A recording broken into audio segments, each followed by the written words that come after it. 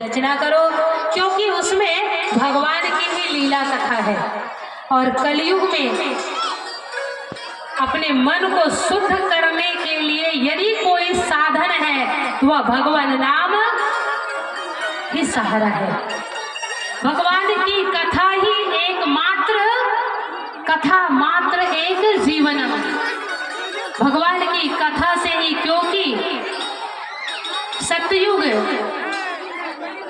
त्रेता और द्वापर में लोग जप तप करते थे, उसके पास धर्म और अधर्म का ज्ञान और विवेक था। पर कलयुग ऐसा समय है जिसमें हमारी बुद्धि भ्रष्ट हो जाती है। हम अच्छे कर्म को कर नहीं पाते और गलत कर्म तुरंत कर डालते हैं। इससे हमारी बुद्धि, एक ही साधन है कि आप कलयुग में भगवान की कथा को श्रवण करो, और दूसरा कोई साधन नहीं है। तो ये जो श्रीमद् भागवत महापुराण की रचना जो है वेदव्यास जी की है, और वेदव्यास जी ने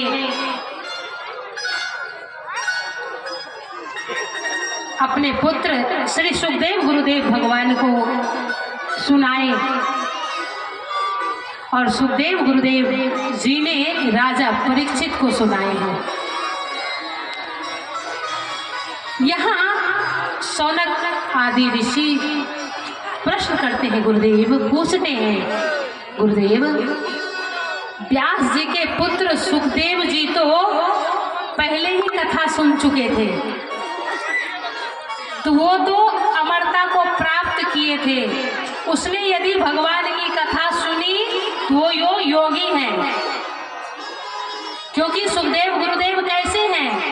यम प्रव्रजन्तम अनुपेतम अपेत कृत्यम द्वैपायनो विरह कातर आजुहाव पुत्रेति तन्मयतया तर्वोऽभिनेदुस् तं सर्वभूत हृदयं मुनिमानतो अस्मि।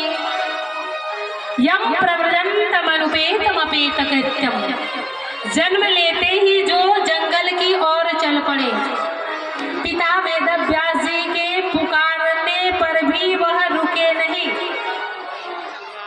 ऐसे त्यागी वीतरागी महापुरुष थे सुखदेव गुरुदेव भगवान। तो गुरुदेव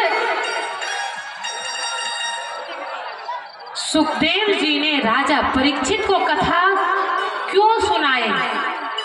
वो तो राजा था। सूत जी महाराज कहते हैं,